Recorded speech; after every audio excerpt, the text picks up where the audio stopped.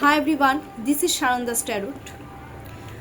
এখন যেটা আমি ভিডিওটা আপলোড করব সেটা হচ্ছে ডিপ্রেশন আর অ্যাংজাইটি নিয়ে। আমি মাঝে মধ্যেই বলি না যে ডিপ্রেশন অ্যাংজাইটি নিয়ে আমি একটু ভিডিওটা ছাড়বো। ডিপ্রেশন, আজকে সত্যি কথা বলতে আমারও যে মন খুব একটা ভালো আছে সেটা নয়, আমিও একটু ডিপ্রেসড আছি। কি করব, আমরাও ট্যারোট রিডার, আমাদেরও মানে মুড সুইং হয়, আমাদেরও মানে বলে না মানুষ তো, ভগবান তো না যে মুড সুইং হবে না বা প্রবলেম হবে না, ঠিক আছে?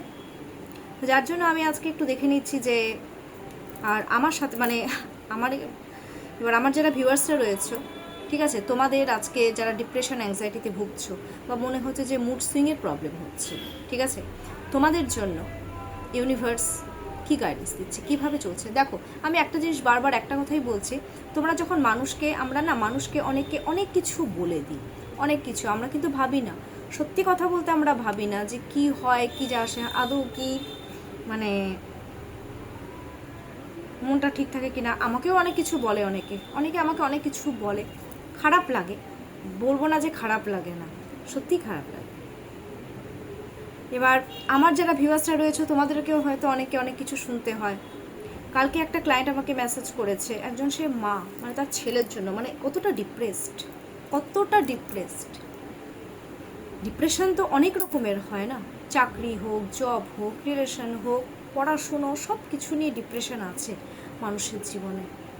তো আজকে আমি বলবো একটাই কথা, আমি সবাইকে এটা রিকোয়েস্ট করি, যারা অনেক উল্টোপাল্টা বলে দাও, মানুষকে না এমন কিছু বলে দেবে না, যারা বিশেষ করে যারা না খুব সফট মাইন্ডের হয়, সফট কর্নার মানে যেটা সফট হয় না, যারা ভীষণ ইমোশনাল হয় না, তাদেরকে এমন কিছু বলতে হয় না যে মানুষ পরে মানে বলে না কারোর সাথে বাজেভাবে কথা বললে সেটা কিন্তু লাস্টে তার উপরেই আসে।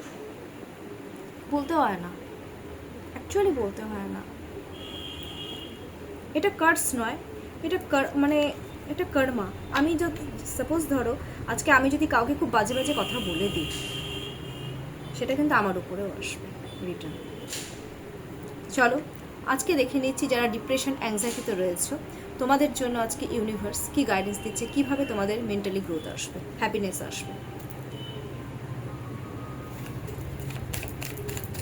আজকে এটা একটু আমি ছেড়ে দিই, কারণ মাঝে মধ্যে এটা আমাকে একটু আপলোড করতে হয়।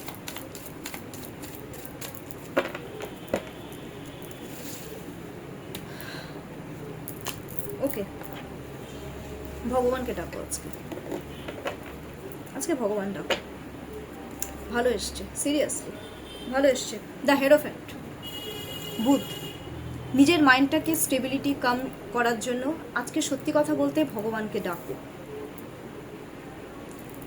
কেউ যদি মনে করো যে কোনো বুদ্ধিদীপ্ত বা খুব ইন্টেলিজেন্ট কোনো পার্সন রয়েছে যারা একটু হাই লেভেলের, তাদের সাথে তোমরা আজকে একটু, সেটা তোমার বন্ধুবান্ধব হতে পারে, তাদের সাথে একটু কনসাল্ট করতে পারো।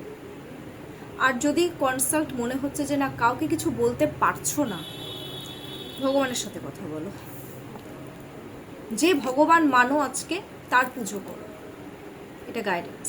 অ্যান্ড নিজের মনকে আজকে যেটা পিস দেবে সেটাই করো, যেটা করতে ভালো লাগে সেটাই করো। নিজের সেলফ কনফিডেন্সকে ইনক্রিজ করো যে না তুমি এটা পারবে।